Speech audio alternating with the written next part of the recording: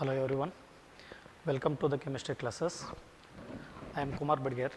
Today I am going to engage one of the inorganic chapter, that is D and A block elements.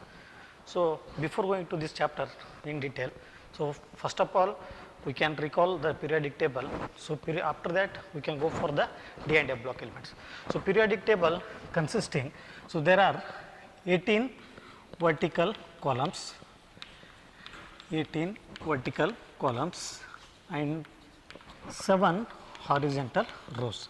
So 7 rows there are and 18 vertical columns. So these 18 vertical columns are called groups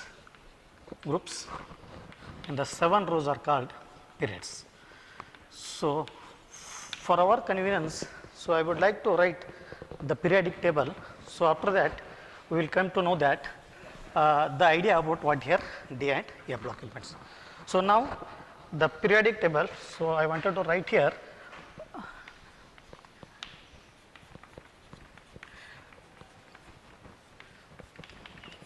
so this is beryllium,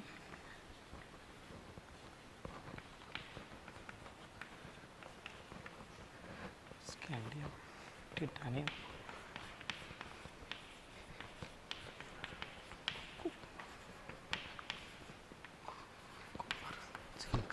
this is gallium, zinc, again here magnesium, aluminum, silicon, phosphorus, sulfur, chlorine, argon, and boron, carbon, nitrogen, oxygen, fluorine, neon, and here helium. So now yttrium, zirconium, rubium, molybdenum, technetium, ruthenium, rhodium, palladium, silver. So this is zinc, cadmium, and here mercury. Now here lanthanum, hafnium, tentaculum, tungsten, rhenium, osmium, iridium, platinum, silver. Now tin, antimony, tellurium, iodine, xenon, and here radon, polonium, this is thallium. Now, so here there are 18 columns. So the first, these two columns are called S block elements, S block elements, and the group number 1 and 2 are called S block elements. Now after this, so group number here, so group number 3 to 12. So this is group number 3 to 12. They are called D block elements. D block elements. So group number 13 to 18. So they are called P block elements. P block elements. At the bottom of this periodic table, we can observe there are 2 more rows are there. They are called what here? F block elements. So F block elements. So that is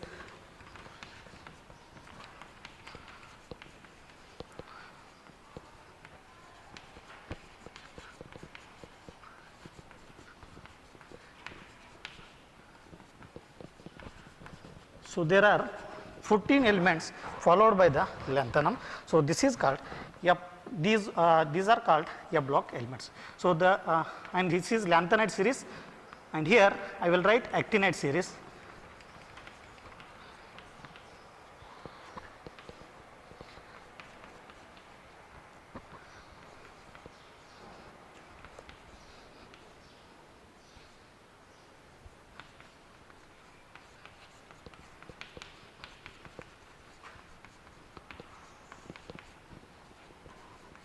Okay.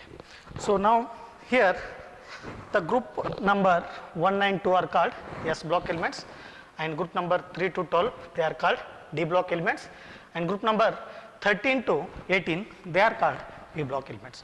So now here at the bottom of the periodic table we can see another 2 rows, they are called F block elements, and they are also called transitional elements. So now, so these are called lanthanide series, and this is an actinide series. Okay. So now here, so before going to this in detail, so what are d block elements? So first we can observe that the definitions of d block elements. So d block elements can define as what here? The atom of the elements which have partially filled d subcell. The atom of the element which have partially filled d subcell, they are called what here? D block elements.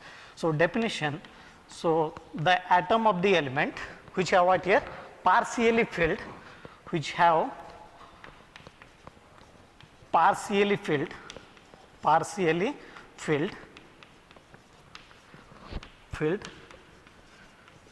d subcell. So they are called what here?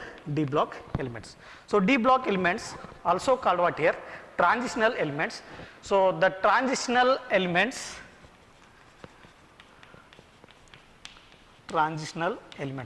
so D block elements are also called what here? Transitional elements. So because the transitional, the D block elements which show what here? Transition behavior of what here? S block and P block. So you know, in periodic table, D block elements are situated in between what here? S block as well as what here? P block elements. So hence the D block elements which show a behavior, intermediate behavior between what here? S and P block elements. Hence the D block elements are what here? Called transitional elements. So now here, after this we observe here transitional elements, that means what here? The D block elements which present between what here? Present between ionic character of what here? S block elements. Ionic character of S block elements. S block elements and covalent character of what here? P block elements. Covalent character of P block elements. So the D block elements which show a intermediate behavior between these two, hence the D block elements are called what here? Transitional elements. So the D block elements, next one, the D block elements having a general electronic configuration, so that is n minus 1 D 1 to 10 ns 1 to 2. So now this is an general electronic configuration of what here? D block elements. Configuration of D block elements. So here the D block elements are starts from period number what here? 4th. So that means what here? I will write here 3D series. For that we have to write what here? N means period number. The period number is what here? 4 minus 1. So that means what here? We will get D 1 to 10 ns 1 to 2. Now here, so after this we will get what here? 3D 1 to 10 ns 1 to 2. So this is general electronic configuration of 3D series. D block elements starts from the 4th period. So hence the general electronic configuration of D block elements is what here? N minus 1 D 1 to 10 ns 1 to 2, and this is general electronic configuration of what here? That is first transition series. So I will write here the electronic configuration of 3D series. 3D series. The next one concept, electronic configuration of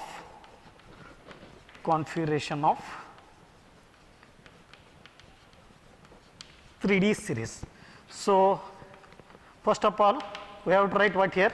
The 3D series. So that will start from atomic number 21. So that is scandium, titanium, vanadium, chromium, manganese, iron, cobalt, nickel, copper, zinc. So atomic number 21 for scandium, 22 titanium, 23 and chromium 24, 25, 26, 27, 28, 29, 30. So if you go for this electronic configuration, so you can write here scandium, argon having atomic number what here? Argon 18, and this is 3d1 4s2. So while writing the electronic configuration, the first electron starts entering into the d orbitals from scandium only. Now here the second one, titanium, so that is again I will write here argon 18 atomic number, and here 3d2 4s2. So next electrons starts entering into the d subshell. The next electron starts entering into the d subshell, that is 3d2 4s2. Now here vanadium, the electronic configuration is argon 3d3 4s2, and here the chromium argon 3d4.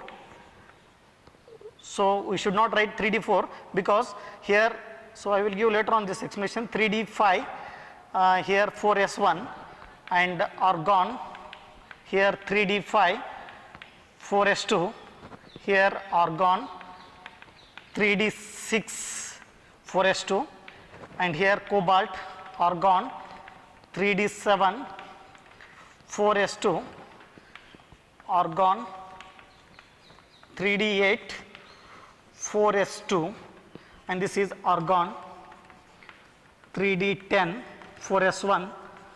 So here zinc argon 3d10 4s2. So if you observe this electronic configuration, here chromium, the electronic configuration is 3d5 4s1. So instead of what here? Instead of 3d4 4s2.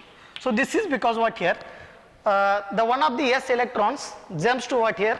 D orbitals. So because the energy level is very near, so that is d and s. So the energy gap is very small. So and although the d orbitals, so which have what here? 5 electrons in the orbitals. So that means here if you write an electron, so you can observe that the orbital is exactly half filled. So orbital is exactly half filled, that means what here? It can attain what here? Stability. So we know that exactly half filled and completely filled orbitals are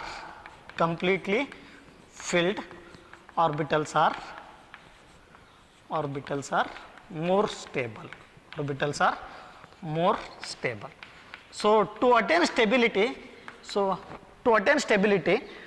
one of the s electrons jumps to the d orbitals. So same here in case of what here? Chromium. So chromium we have electronic configuration argon 3d10, sorry, copper 3d10, and here 4s1. So instead of writing what here? Argon 3d9 4s2, we have written what here? 3d10 4s1. So this is also same thing. The one of the s electron jumps to the what here? D orbitals, again to attain what here? Stability. So this is the concept of what here?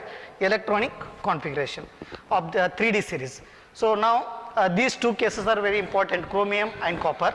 So why the electron configuration is 3d5 4s1 instead of 3d4 4s2 in case of what here? Chromium. So just because of what here? To attain stability, one of the s electrons jumps to the what here? D orbitals. So similarly in case of what here? Copper, we have what here? 3d10 4s1 instead of what here? 3d9 4s2. Again to attain what here? Stability, one of the s electron jumps to the what here? D orbitals. So it means what here? Exactly I have given exactly half filled and exactly filled, completely filled orbitals are more stable. To attain stability, the chromium which acquire what here? This electron configuration, even copper also what here? Same thing. So now next one, electronic configuration of what here? 4D series. So I will write here electronic configuration of 4D series.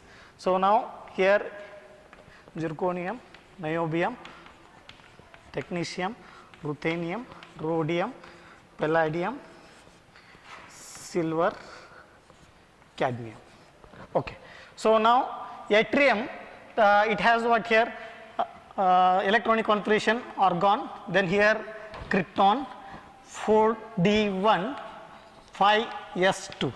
Now I will write first krypton, again here krypton, again krypton. So I will write first thing krypton only. So this is noble gas which is more stable. So because which has what here? Completely filled orbitals. So now I will write 3 electronic configuration for all the elements. Now zirconium we have what here 4d2 5s2 and here 4d4 5s1 4d5 5s1 and here 4d5 5s2 4d6 5s1 sorry we should not take 7 6 now here 7 and here 5s1 4d8 5s1 4d10 5s0 here 4d10 5s1 now here 4d10 5s2. So now here the electronic configuration of yttrium that is 5d1 4s2 and zirconium 4d2 5s2. So now I will write for 5d series. So lanthanum, hafnium, tentaculum, tungsten, rhenium, osmium, iridium, platinum, and this is gold, this is mercury. Now here the noble gas configuration is what here?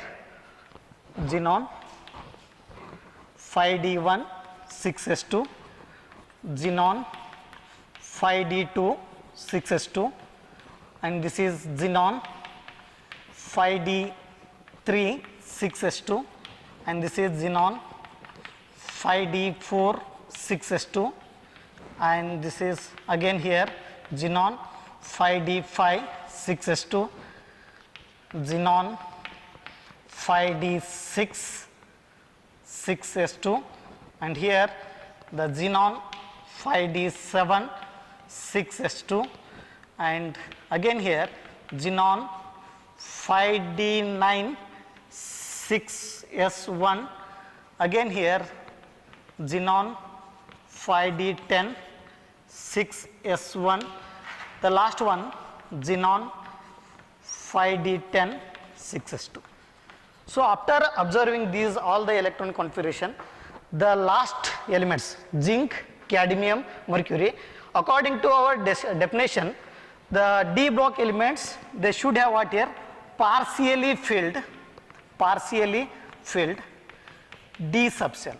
So by looking at these 3 elements zinc, cadmium, mercury, so which have what here completely filled orbitals, but they are called d block elements because they don't have a partially filled d subshell, but they will show what here some of the similar properties to the d block elements. So d block elements, some of the properties are same to the other d block elements, so for that reason they are categorized into what here d block elements. So because they having according to our definition the d orbitals should have what here partially filled d subshell, but here zinc, cadmium, mercury they don't have what here partially filled d subshell, they have completely filled d subshell. So even though that they are categorized into d block elements. So now I will go for the properties of d block elements. Okay. So next concept that is properties of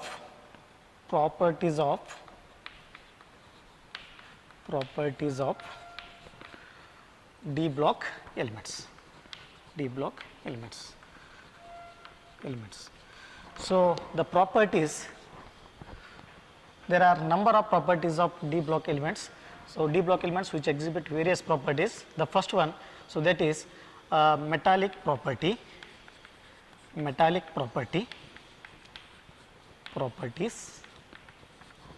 and the second one melting point and boiling point, and the third one is so here melting point and boiling point, here atomic radii or size, and the fourth one ionization enthalpy, ionization enthalpy. The next one, d block elements, which shows catalytic property,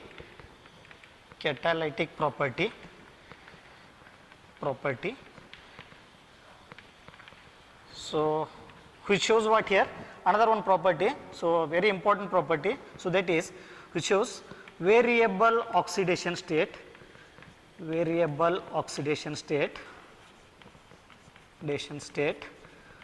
and the next one property is complex formation property,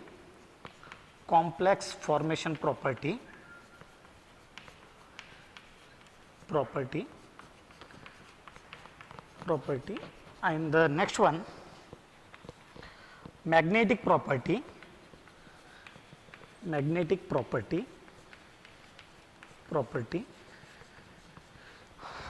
and the ninth one, so that is interstitial compound formation property,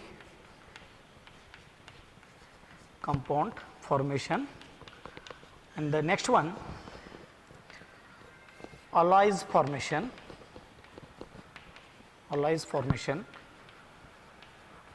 and the last one colored formation property. So d block elements which shows color, so color formation property, so the property, so these are the important properties of what here, d block elements. So first of all, I would like to discuss about the first one, so that is metallic property. So metallic property.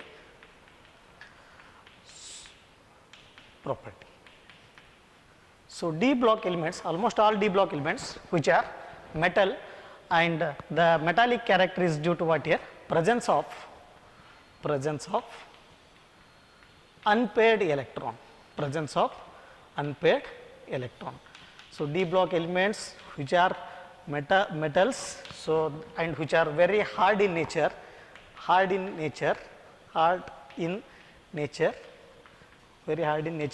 having high melting point and boiling point. The hardness is due to what here, presence of unpaired electrons. So as the unpaired electron increases,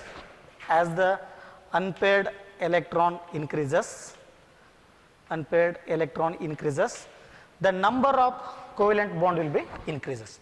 So as you get more number of covalent bond more and more, so the elements, I mean the metals becomes what here, hard in nature. So automatically due to increase in the number of covalent bond, the metals have what here, high melting point and boiling point. So the hardness is due to only due to presence of what here, covalent bond. So one more here property, metallic property, d block elements which are good electrical and thermal conductivity. So d block elements which are very good conductivity of what here, electrical and heat, that is good electrical and thermal energy. So one more property of metallic property, so d block elements are malleable, so which shows what here, they are malleable character, and one more thing, so ductile. So malleable means what here, so if you put pressure on this, we will get what here, the metals in the form of what here, sheet like structure. So that is called malleable in nature, and ductile means if you put some work on the metals, you will get the metals in the form of what here, a thin wire. So these two properties are very rare in case of what here, any other elements. So malleable and ductile, only property shown by what here, d block elements. So we will discuss next property in next session. Thank you.